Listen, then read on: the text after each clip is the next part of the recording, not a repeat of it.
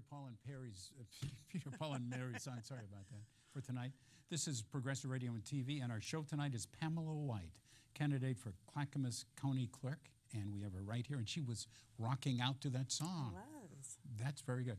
And so thank you so much for coming. Yeah, Pamela. my pleasure. Thank you for having me. Yeah, exciting thing you're doing, isn't it? It's very exciting. Yeah. And, you know, I'm just going to ask a little bit of background questions and, as we get into it. And if you have other questions for Pamela, please call us up. Our number is 503-650-0198, 503-650-0198. And we are here in lovely Willamette Falls Media Center. Thank you. Thank you, Jen. Thank you, Marv. Thank you, Steve. And thank you for watching. Also, if you're watching this on YouTube, please think about subscribing to our channel because that helps us. And Sherry, another person I didn't mention right here, points out that it's a good thing for us to do, and it helps cable TV in general. So if you're watching us on YouTube, please subscribe. At any rate, let me just get into it, okay? Sure. Well, who are you, Pamela? Who are you? Who are you, generally? Who am I generally? So, well, I am Pamela White, and I am a person who's had a great passion for representative democracy since I was a young woman, a little girl actually, and it was my teacher in 7th grade, student government, and he just told us about representative democracy, that we, the people, all of us are the government, and I believed that since I was a kid. We are the government. And so, you know, along the way, I've done all kinds of things. Pamela is the mother of 5 children. Whoa. And there are productive adults now, and I have 2 grandchildren. And Pamela is a third person, you notice the third person. Yes, I like that. I like that. Distance it. That's good. That's good. And I was born and raised in Southern Oregon. I have moved to Clackamas County 30 years ago and have lived here ever since. Most of that time in Canby, recently moved to Oregon City. My background includes, as far as professionally, I am a fundraising and communications specialist and have been a director in 2 different nonprofits for the last 8 years. So that's a little bit about who I am. Good organizational background, that's for sure. Yeah. And now I guess as you're saying, a major theme through your life, adult life and so on, or since you encountered this teacher, is that of democracy, the importance of the vote and people decide and so on. Yeah. So the clerk's office, I really believe, is the foundation, really the foundation of democracy. So voting, public records, making sure that recording of important life documents are kept safe. Throughout the United States, there's so much now about voter suppression and limiting voting days and so on. You're opposed to that sort of stuff. I'm really opposed to that kind of stuff. So I really believe that the responsibility of a county clerk, so protector, facilitator of our elections, keeper of public records, and making sure those public records are available, or public, right? And recording important life documents, as I said. So the county clerk's office in Clackamas County records marriages, records domestic partnerships, and also the exchange of real property. So those things are important for us to live with happiness and freedom. I was trying to remember what it says in the... does it? Yeah. Well, the right to live happily, the right to live free, the right to have access to those things which make us good citizens. The idea that this should be covered up or hidden from people certainly doesn't lend itself to the idea that things are going on as wanted. I mean, we have to be able to observe what's going on. So, yes. And as you say, make sure the records are available as you need them. Yes. Not hide them. Right. And also, when it comes, you were talking about voter suppression. So what is the purpose of the clerk, and I would say the purpose of representative democracy, is, and the clerk's office should be helping people learn to access their freedom to vote. So the clerk's office should make it in every way, whether it's more boxes for people to drop their mail-in ballots in, whether it's other things that maybe we need to talk about. Maybe we need to talk about is that envelope that you put your your ballot in, is it prepaid? So that Good for you. I mean, that drives me crazy. You know, prepay the thing. I mean, that's, yeah, I absolutely. Yeah, and that would make it much easier. People can just drop it in their mailbox. They don't have to worry about a stamp. Are you familiar with the term breakage? Tom Hartman, the guy, uses the term breakage. Breakage, let's say you buy a toaster that costs $100, but you have a $20 buyback thing. If you don't send that in, you don't get your $20 back. Right. But it's another step. And so the manufacturer then doesn't have to pay out the $20. Right. And if you send people an envelope without a stamp, it's another point in the chain that can break, and people just don't send. I bet you get a lot of envelopes. People can't find the stamp at the last second. They're concerned about that. That could be. Yeah, but I haven't seen it there. But the purpose is to make voting easier, not harder. And you know, the same would be with when we. The same thing with signatures. How do you let people know? What are ways that we can let people know that there's a possibility their signature might not match, but there's really easy ways to fix that. And so it's less about, there are lots of ways to fix it, but people don't know that. And so I think the purpose of the clerk's office is not to suppress in any way, but to make the opportunities to protect. Yes, we don't want, you need to be a citizen to vote. Yes, that's the law of the land. But if you're a citizen, you should be able to freely access your voting rights. No, I absolutely agree. Wisconsin, this last voting cycle, I guess, 23,000 people they determined were prevented from voting because of the arcane and intricate voter ID laws. Wow. And it probably could have tipped it for Hillary, but they instead Trump won by just a whisker's breadth of it. So what the county clerk does, and you'd be there how many hours a week? Well, so it's a full-time job. It is a full-time job. Probably more than a full-time job. Could be. Yeah. I think it depends on what you put into it, right? That's true of any job. So it is a full-time job. The way it's set up, though, is that the clerk is over 3 departments. As I mentioned, it's the elections, the recording, and the record keeping for Clackamas County Public Records. And so public records would include anything that the county does. As well as I understand it, everything comes in from the city. So you have city meetings and city councils in Clackamas County. All of those records are also kept. Those are open records laws to require that. I mean, right. Yeah. That's part of that's the legal way all of those are kept. I would assume that the cities keep them as well, but the county is required to keep them as well. And then, so you said elections, recording, and what's the last one, or what are the other? Recording, which is the recording of meetings and so on. No, marriages. So it's public records, and then recording of marriages, domestic partnership, and the exchange of real property. So that'd be homes, businesses, land. Important stuff. Things that make our lives good. And what compelled you to vote to run in this? So when really honestly, it is the one piece of the one place that I felt I could best serve as a public official. I have been really involved in electing other people, and about 2 years after the current clerk was elected, she just wasn't doing the kind of job I would like to see done. So I really always wanted to run for this office. If I ever got to run, if the planets aligned such that I could run for office, this was the office that I would choose. And so the planets aligned. So here I am. Good for you. And you're going to get your campaign going? Are you looking for volunteers in January? Or? Yes. You get up to this point. I have a few volunteers working with me, and we are getting the campaign started. I'm raising money and going out and talking to people in the community about what I believe and why I'm the right choice for clerk. But yes, so on my website, there's this lovely little place that says get involved, and there's ways that you can just... There we are. Yeah, there we are. Thank you. And so right there it says get involved. You press that button, and it'll take you to a screen that will allow you to give us information, and my campaign manager or one of the volunteers on our team will get back to you and get you involved.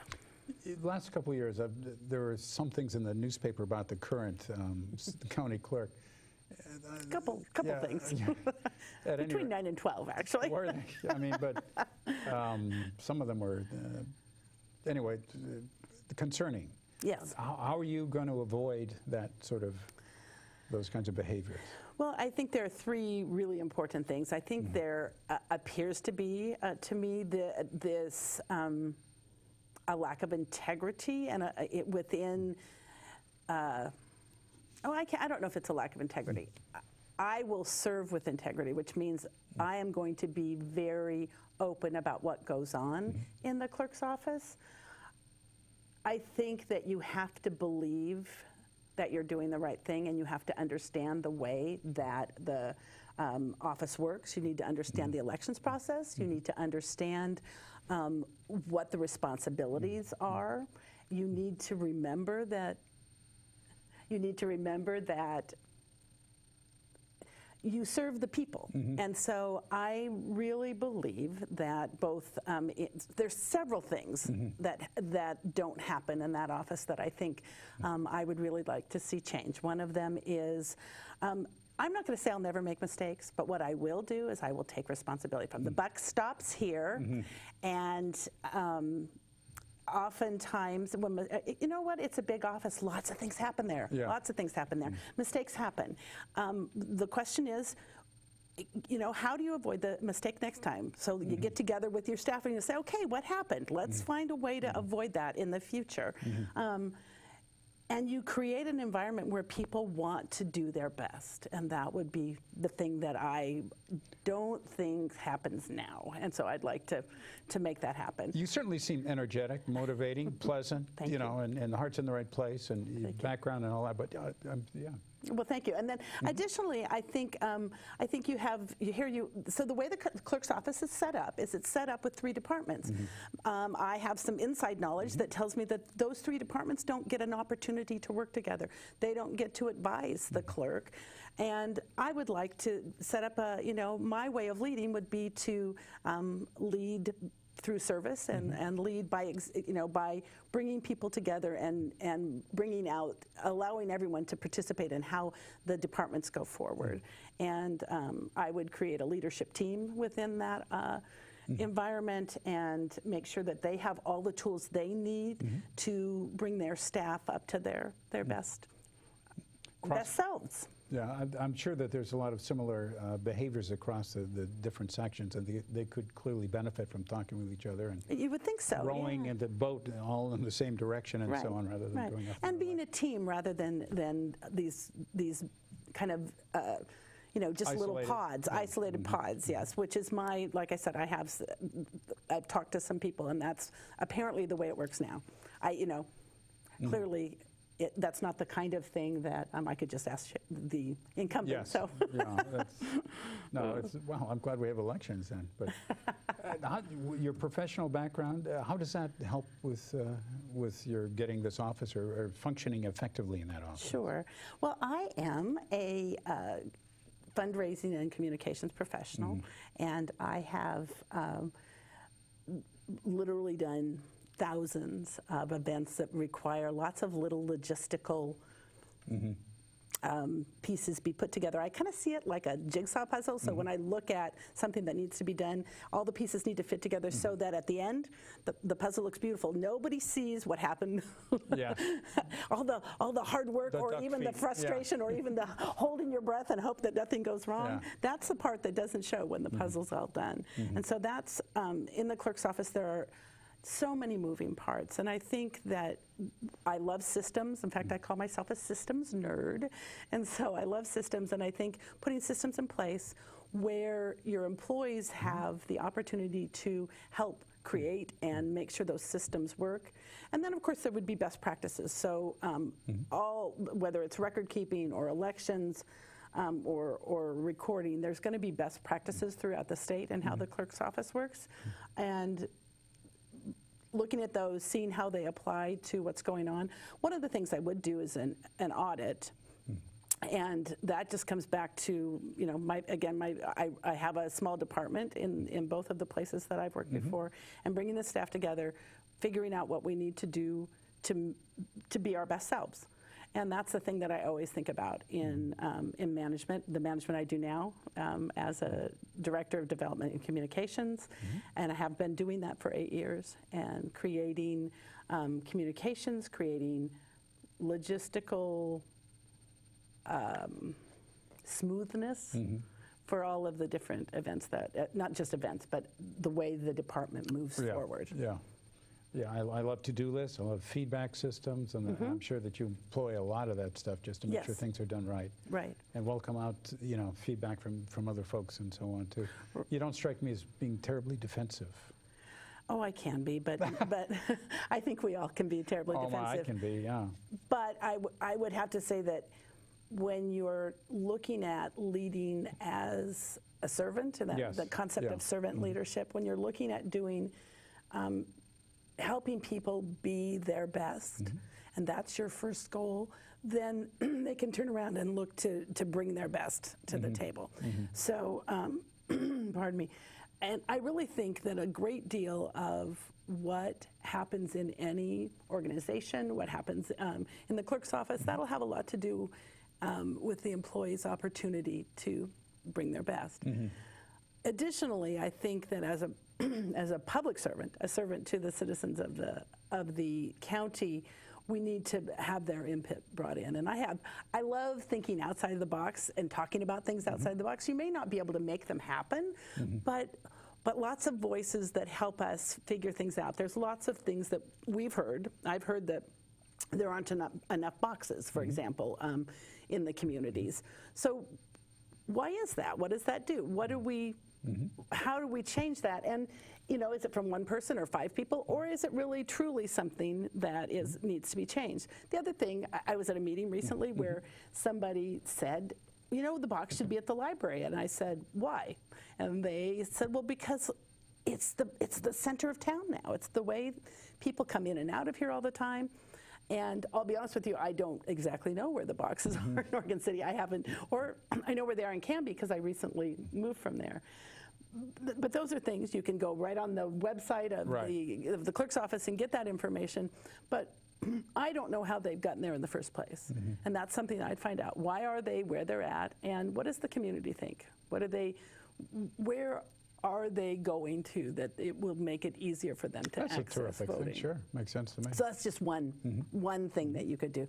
I think that social media could be used in a way to facilitate people to get excited about voting.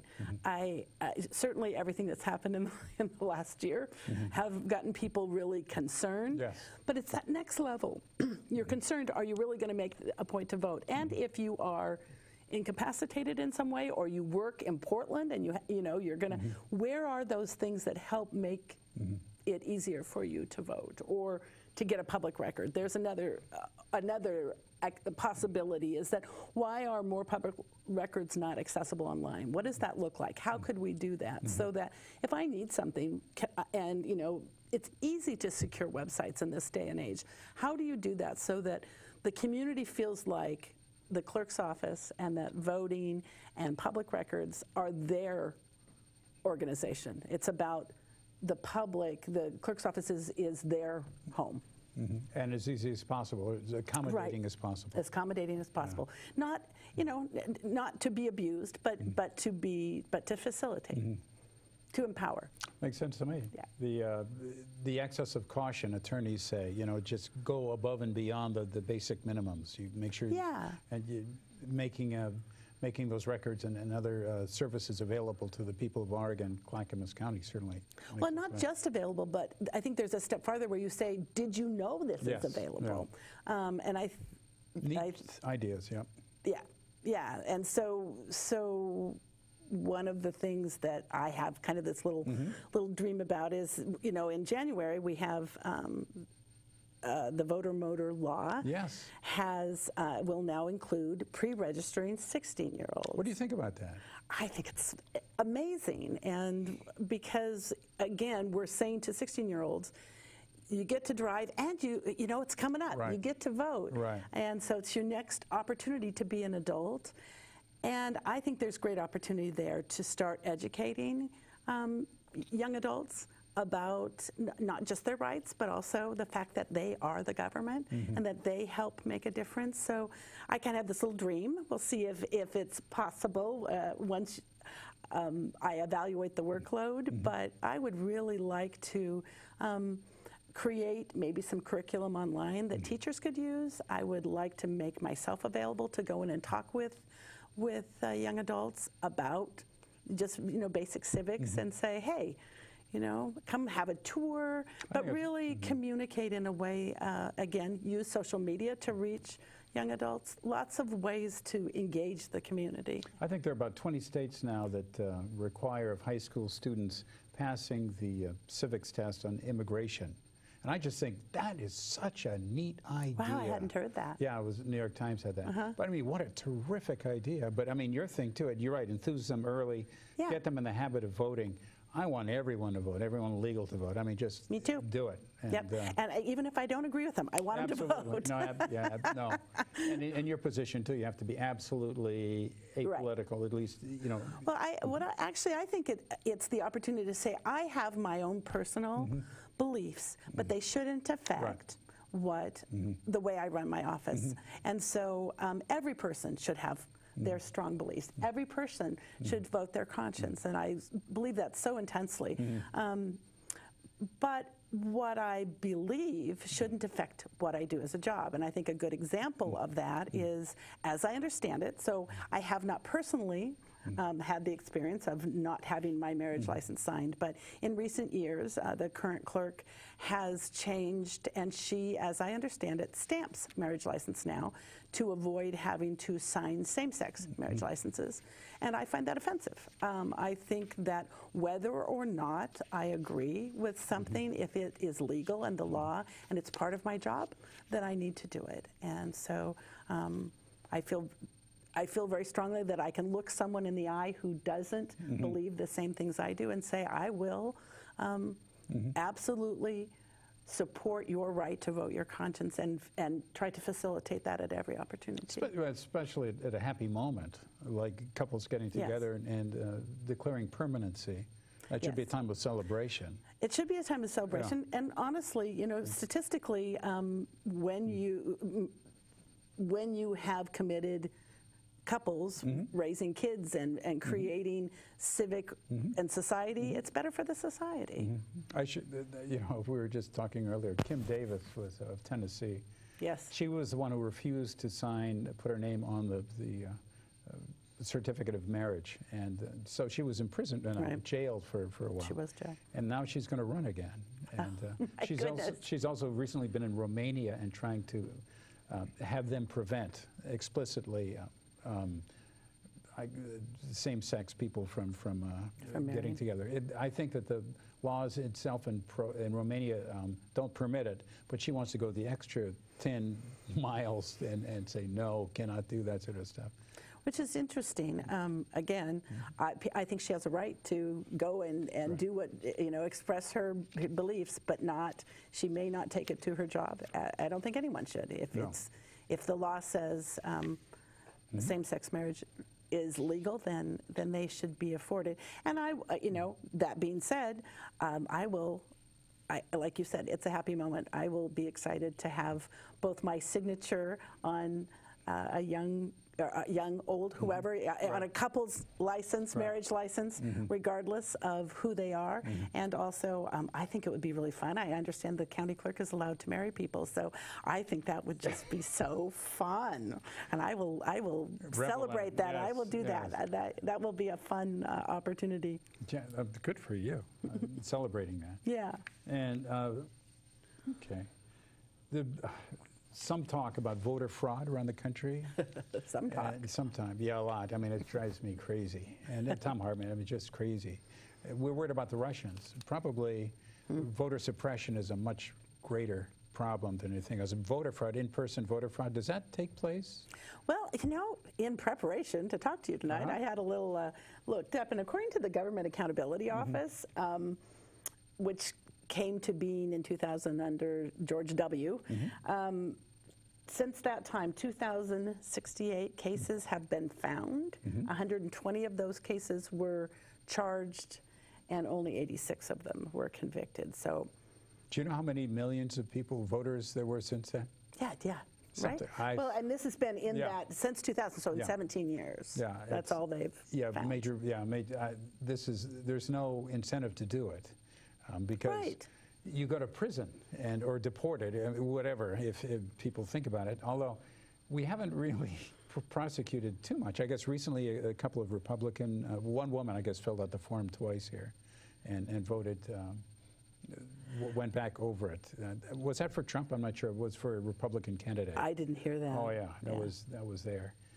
But throughout the nation, a lot of those things tend to be more Republican than anything else.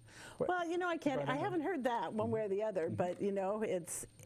But anyway, no matter what, it's so mild. It is so. Yeah. But relatively speaking, it's not millions for sure. It's not even thousands. No. It's it's a couple of thousands. Yeah, over hundreds of millions of votes that have been suppressed. Yes. Absolutely. No, that people have voted. Oh. But you're right. It's suppressed votes too. We're going to use dynamite to blow up a problem that even a mosquito. And it's crazy. And people have tried to find it. Remember, Bush tried to encourage his attorneys general to crack down on people who were voting fraudulently, and they couldn't find much. I mean, they just that was when there was he fired many of the attorney generals throughout the United States. That's funny. I don't remember that. Oh yeah, and that probably explains why the Government Accountability Office was, part of his administration. Yeah. But, yeah. Well, anyway, not much to, but it's used to strip voters of their rights, and so people. Anyway, I'm glad you. And I would reiterate that the job of the county clerk is to make the opportunity for voting possible, however that works. I'm getting back to the 16-year-old. I like the idea really about enmeshing kids and the idea that this is a responsibility, and they help themselves, they help the community and so on by voting, that this is an election day, your vote should be in. It should reach, your vote should count, whatever it is. Whatever it is. Yeah. That's exactly right. Now, you and I think a lot alike, so, I'm very progressive, and I'm not afraid to say that because I have a right to the things that I believe, and I have, for all of my adult life, supported people who I think will make good candidates and supported important measures with both my money and my time. And I have a right to do that. Yeah. But someone across the aisle from me who doesn't believe the same things, they have just the same amount of right and responsibility, actually. As much as, it would be really nice if we all thought the same way, clearly it's important that civic conversations happen, and ideally they'll be civil as well. No, I agree. Yelling and screaming, not so much. Or not listening. I am sure that if you get people to vote earlier, then it'll be much more likely to be a lifelong habit than it's an afterthought after they have their driver's license and maybe 23. Should I register? But I just think that's a great idea. Yeah, I think I'm really proud of our legislators for creating that. So we've got motor voters, period. So anytime anyone registers to their driver's license or gets their driver's license, then or re-ups their driver's license, then they are automatically put into the voting system. And then how that works is that people are registered unaffiliated, and then a letter goes out, and then people can choose to a party. Are you familiar? Well, anyway, the current, if you register to vote now, you have to fill out a party. I mean, in the primary at any rate, but you cannot be unaffiliated if you want to. And that's up to the parties themselves. Yeah. It has nothing to do with it. But I like the idea about being unaffiliated, and then you choose after the fact. Right. We should. There's no way that we would. And so so a letter goes out, and then they'll stay unaffiliated until they make that choice. Yes. Absolutely. And then that's the same with the teenagers at 16 when they become 18. And are considered, of voting age, then they'll get a letter that says you can choose to. Well, I think it was North Carolina, might have been West Virginia or something. There was on the books a law that said that people could register before their age of voting, and there was a great push for that. And for some reason, the legislative body thought that was not a really good idea, and tried to, I guess, did roll it back for a while. I'm not sure it's been reinstated, but you know, to make it a little bit more difficult. But you don't strike me as a person that wants to make it difficult. No, and I'm really proud to be associated with, you know, with our state, and actually with the leaders in our legislative body right now. I guess California is adopting motor voter, or at least there were heavy support for that. I just love Kate Brown's focus on that too. I just think it's so easy to do. Yeah, it's easy to do, and it creates opportunity, and it encourages civic engagement, not civil, civic engagement for people.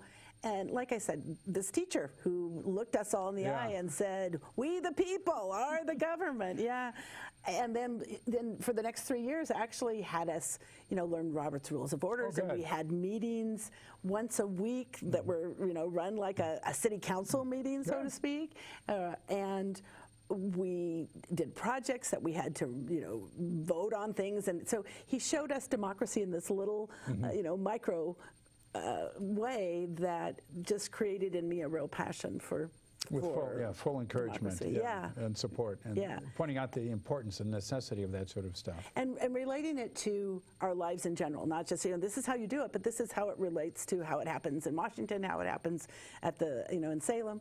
He was a remarkable teacher. What high school was that? Crater High School. Well, it was junior high, actually. It was Scenic Junior High in Central Point, Oregon. Wow, good for him. Yeah.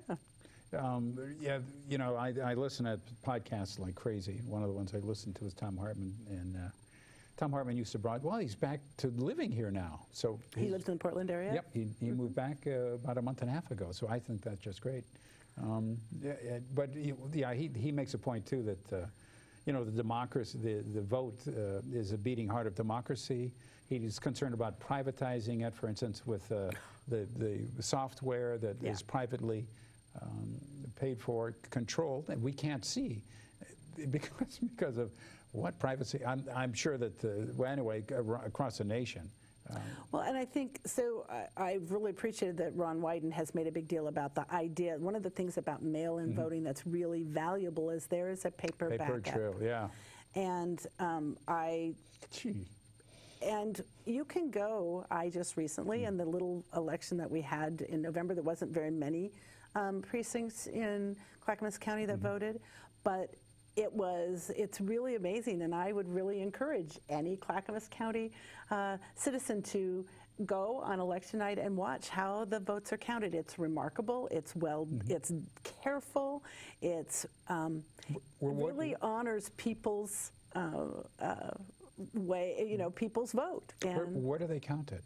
So there's a room at the back of the elections office, and here in Clackamas County, up on Kane Road, I believe it's Kane, and it's very specific. And I was actually very Andrew Jones, who is the new manager, he came out and explained so many things to me. It's on Beaver Creek Court. Oh, Beaver Creek Road. Okay, there we go. That's right, Beaver Creek Court. There we go.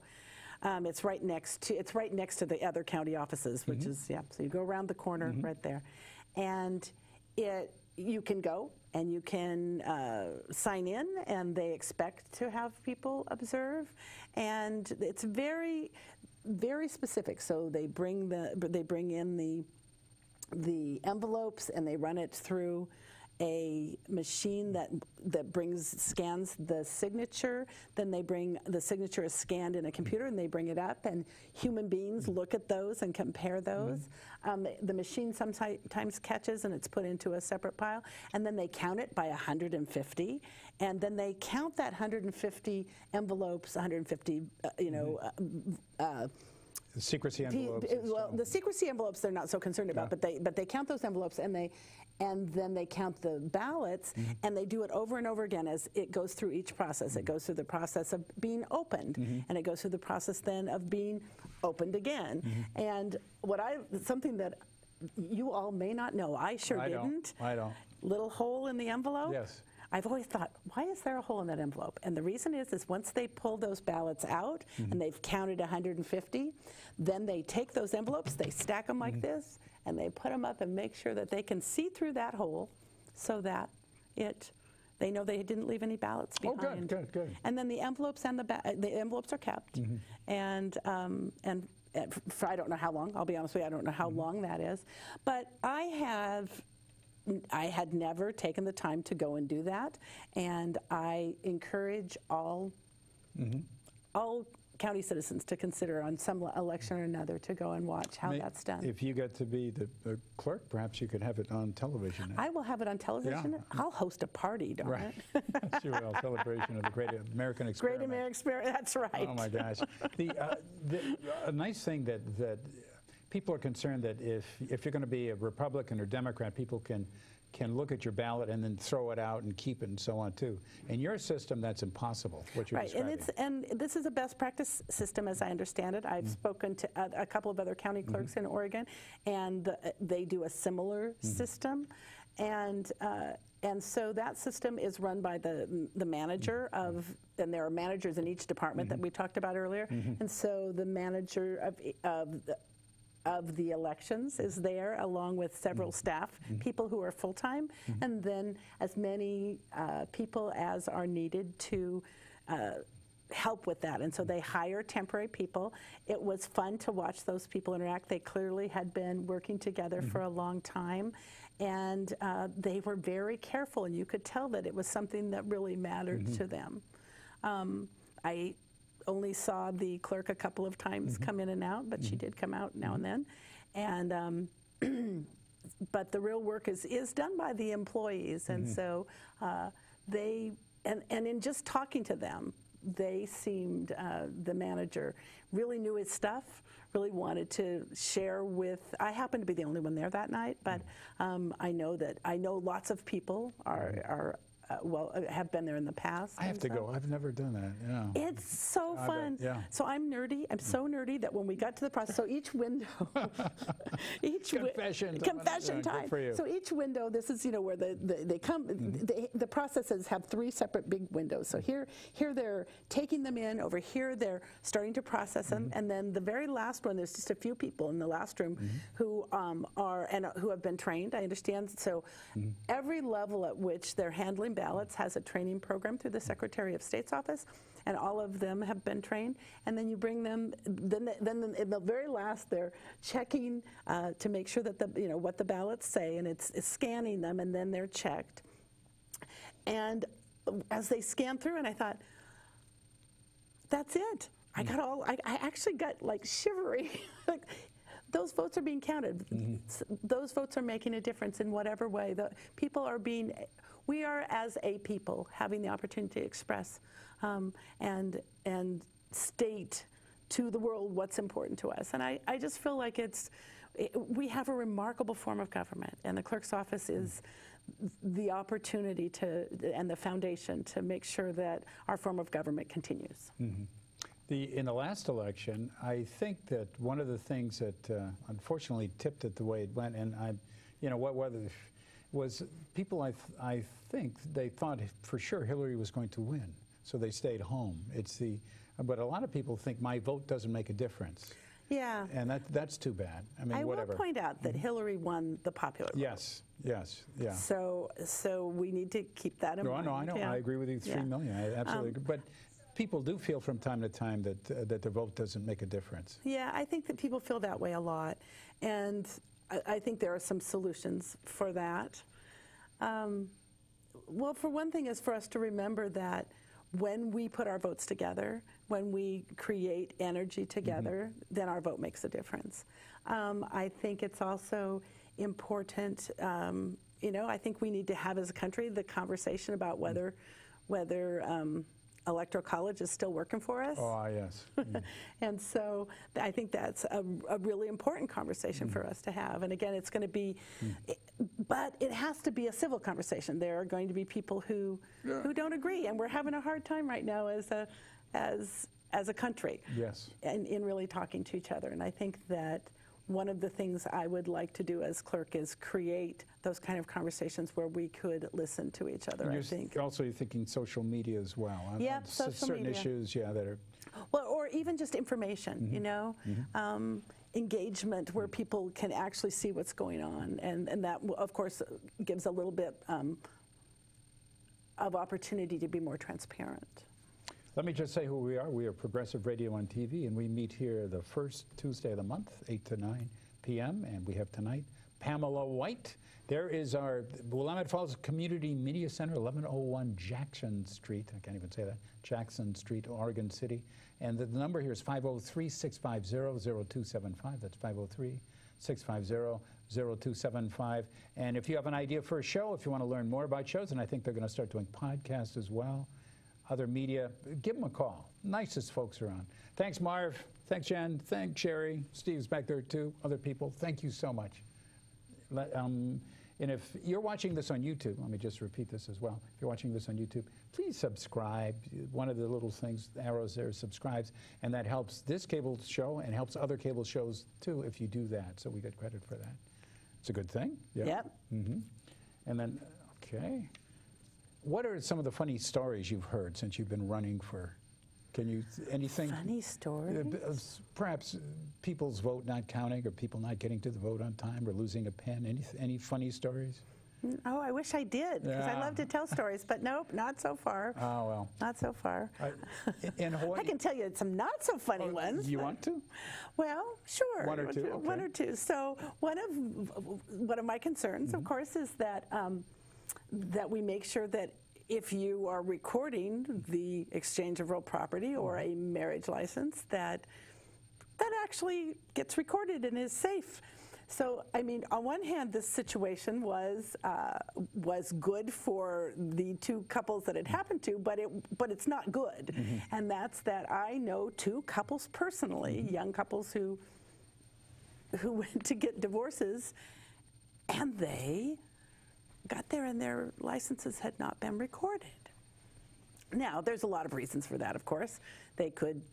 Maybe they never take them back, but they thought they were sure that they were taken back, and usually that's the person who is whoever marries you should take that back. But so they went to get divorced. They were married, and so they did get the license, and they were pretty sure that it had gone back.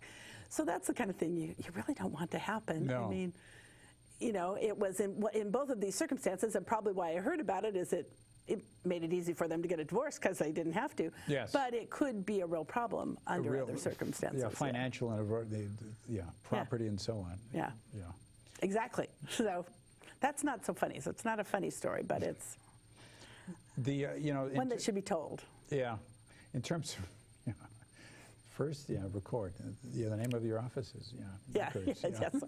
We need to record the things that come back to us. Are the council meetings and so on, are they transcribed, or are they only in video these days, generally? You know, I actually don't know that, but I believe they definitely have minutes. So you have staff people who record them. Record them in minutes. That's a legal, that's a legal thing. Every city council, they are recorded. The minutes are recorded, So that's when you hear about a city recorder. That is one of the things that the city recorder does is record those and then make sure that they get to the clerk's office. I see them on cable television as well for different areas. And those things, I'm sure, they're already public, but the minutes are also public. And I would hope that those kinds of things, I mean, they're easy enough to put online. Yeah. So those are the kinds of things that should be available. It might be expensive to go back and do past public records. And certainly public records are available on microfiche. That is the way they're usually done. And because there's so many of them, it creates smallness. Therefore, they can be kept for much longer. And there is best practice around that as well. Did you ever get nervous speaking in public? Oh, yes. Still now? So I've been a fundraiser for 20 years, and so I speak in public a lot. I think Sometimes I do, still do. But you know, they say that public speaking is like next to death. It's the thing that people are Rumor has it, no.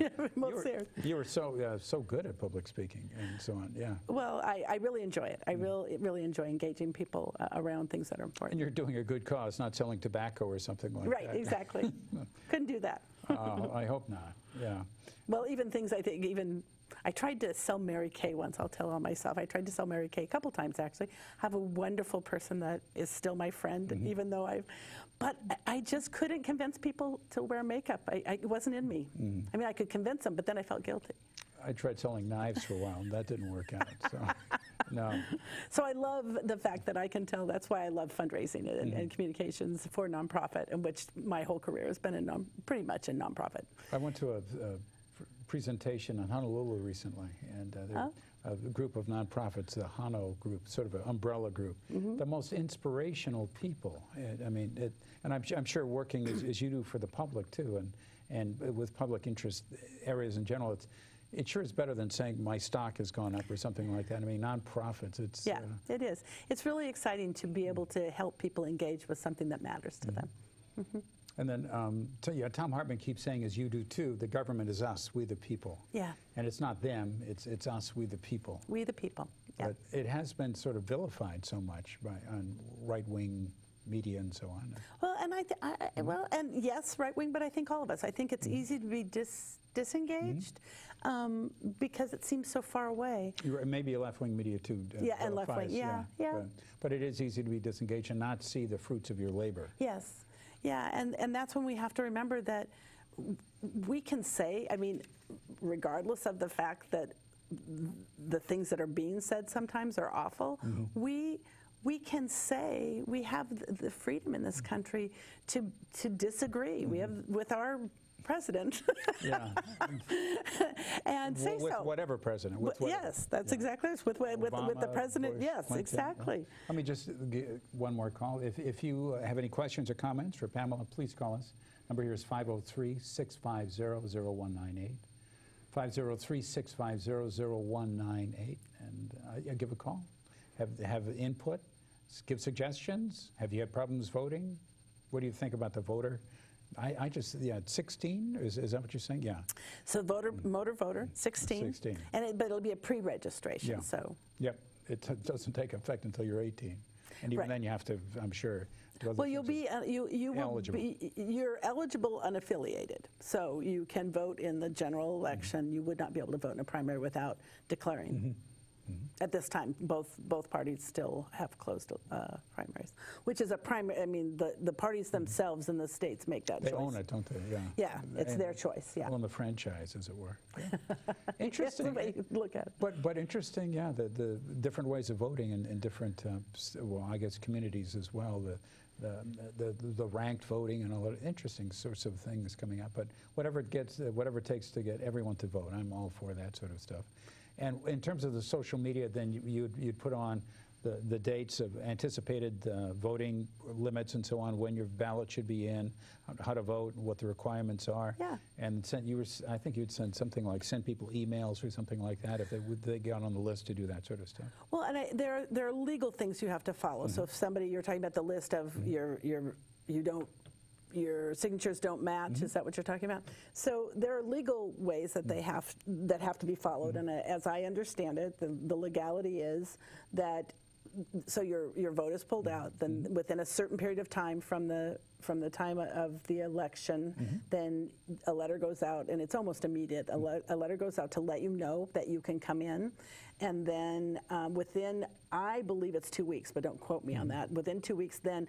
If you haven't responded, then however you're registered, that party receives a list, and they can also encourage you to go, and so they can call you or contact you in some way and let you know and offer to help you get down to have your signature updated. So is it 2 weeks after the close of the elections? No, it's. I'm not clear on that. So that's something I haven't researched. It's one of those things that one of the. I know that there is a rule. I just don't know what it is exactly. I just really like the vote by mail. There was a fellow, I guess a local political guy, Paul, I forgot his last name. after about 10 years of this, he says, well, we still haven't decided whether or not it's going to be effective. Oh, gosh. It was just, it's remarkably effective. We have a high voting rate, easy to do, and yeah, we have a paper record, and what's not to like about this? It's very difficult to mess around with the machines because they're not. It's a whole different thing. Yeah. It's in-house software. It isn't accessed in a different way, so it's very different. Plus, if there's any question, there's little numbers on the boxes, and those, each ballot, they know exactly where it is and where they could find it to check. So it's pretty astounding how many moving parts and how remarkable that we're able to have this kind of system and create opportunity for everyone to make sure their voice is heard. And limiting the opportunity for damage or mischief. I mean, I really like the separation of the stuff. You don't know who did it. And, right. And so therefore it's unknown. Yeah. I mean. Right. I really appreciate, as I'll mention again, that there are voices in Washington trying to make this a federal mail-in. So I was, at the beginning of November, I was in Phoenix, Arizona with my daughter, my new grandchild, new grandson, and their ballots came. And so, of course, they said, oh, well, let me see them. And in Phoenix, actually in Arizona, towns are allowed to choose the way that they vote. And on general elections, apparently you can choose whether to vote by mail or whether you want to go in. And so on election day, if you choose to, you can vote in a voting booth. And the other thing I was very impressed with is the envelope came, and ours is and it is I think statewide, the way it comes out pretty similar. If if you're down in Medford or you're over in Bend, they look about the same. But in Arizona, the envelope is big, like ours is, only it's bright colored. And then the return envelope is bright colored. Oh, I like that. Yeah, you can't miss it. That's for sure. And so hello, your ballots here. Blinking light. Exactly. I thought that was pretty cool. And of course, Phoenix, the percentage of Spanish speaking is quite. I think 33. We looked it up. 30. My daughter and I, 33% in that particular county, and on one side of the ballot, you have Spanish, and the other English. And again, facilitating citizens whose first language is not English. So they probably speak English. They probably, to be able to pass, your driver's license. I think it's great. I mean, it's a waste of paper. Wonderful. It's a waste of paper otherwise. So I was really impressed with that. And so it was fun to see this, how other counties have found a way to. Are you familiar with I think it's Wyoming or Montana, where people were deciding whether or not to allow vote by mail? You hear that? And at first, the head of the Republican Party, anyway, one of the high Republican people said, yeah, that sounds good. But then she was overruled because that would have encouraged more Democrats to vote in the thing. So. But you want everyone to vote. I do want everyone to vote, and I think in any given election in Oregon, we watch that. So if you've been involved in campaigns like I have, you watch, who votes and who doesn't. And actually, the people who were Democrats were excited because they thought that motor voter the first time was in Clackamas County would switch, but it turned out that more Republicans in Clackamas County chose to go from unaffiliated to Republican. So by golly, if you're unaffiliated and you want to vote whatever in the primary, you've got to make that choice. Yeah, it's my understanding too that there were more Republicans, I guess percentage-wise and so on, represented in this. County, that's that made that switch from unaffiliated to Very so it's important to know. And once again, whether or not you're whatever they are, just get their vote in, and if they meet the requirements. And we discussed briefly on the phone, if you're a felon or if you're in prison and they release you, can you vote? In Clackamas County? In Oregon, yes. In Oregon, yes. You know what? I'm embarrassed to say I don't know that. I know that. And they can. Yes, absolutely, utterly. And I was talking to the head of elections at I guess a county clerk for Multnomah County. And he said, oh yeah, he said, the only, if you can't get to the polls, then you can't vote. But if you can drive to the polls or something, yeah, we want everyone to vote. So one of the things I tell people that I work with, you can't get to the polls. I mean, if you're locked up. If you're in jail or you're locked up, you can't. Got it. But if you can see it, you got it. So yeah, in a lot of states, for instance, Washington, you have to clear yourself with Secretary of State up there. Write a letter and get this. Here, we don't care. I mean, we want everyone to vote. Well, if you're not still incarcerated, then you have served your time and you have the right to be able to put your voice. Yeah, and you're still part of we the people. And too many too many states, I guess, restrict that. If you're a felon and so on, to go, yeah, absolutely. Terry McAuliffe had to sign, I think, 70 or some incredibly large number of thousands of people to exonerate them to allow them to return to voting. And Chris down in Florida said, yeah, it said that ex-felons can vote. They serve their time. Why not? And then you had Walker. What a strange. Anyway, Scott Walker in Minnesota. No, Rick Scott. Pardon me, Rick Scott. And I'm thinking, you know, and say, oh no, we're going to once again restrict the rights of felons, you know, ex-felons. Once they serve their time, I guess I say, what the heck, vote. Welcome them back. And that when it comes to voter suppression, the bigger issue there is it's even deeper than just the fact that a felon isn't getting to vote. Is that disproportionately, hugely disproportionately, people of color are incarcerated. So if you've got people of color disproportionately incarcerated, you also have them that are disproportionately felons. And if you say no, they can't vote, then you are very much creating a disproportionate opportunity for people of colors, and that's not okay. Absolutely. And Richard Nixon did it himself, and he knew that he was doing the war on drugs to disenfranchise blacks. I mean, one of his spokespeople, Ehrlichman, said, yes, Nixon knew exactly what he was doing.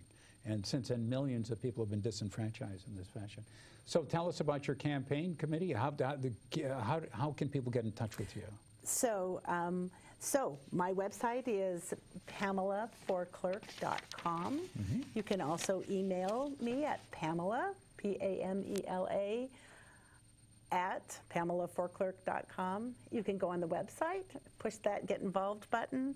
If you would be willing to have a sign in your yard, if you'd be willing to help when we go out and walk and knock on doors, if you're willing to have a house party and have me come to your house and talk about the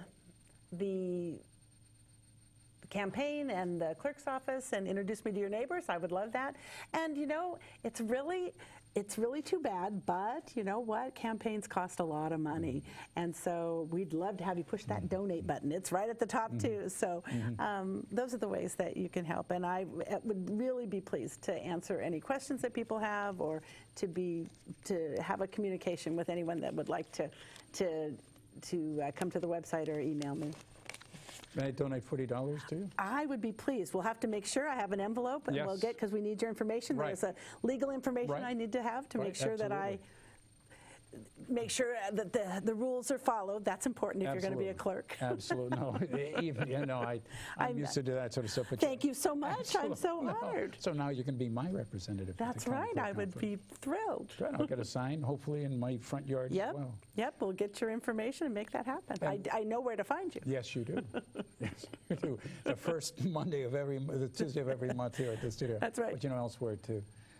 Boy, the hour's just really gone by. You're enthusiastic, exuberant, you know your stuff, and you're dedicated. Thank you. I like that. Thank you. Thank you. Once again, this is Progressive Radio and TV. We're here the first Tuesday of the month from 8 p.m. to 9 p.m. I'm sorry, we're not here from 8 to 9. But you're going to work long hours if you get to be clerk. I know, it's going to be so much fun. You're going to visit schools, you're going to visit people, getting them interested. That's right, I'm going to go out into the public and have pancake breakfast. Oh, that's good. Thank you so much for coming. My pleasure. Thank you, Karen.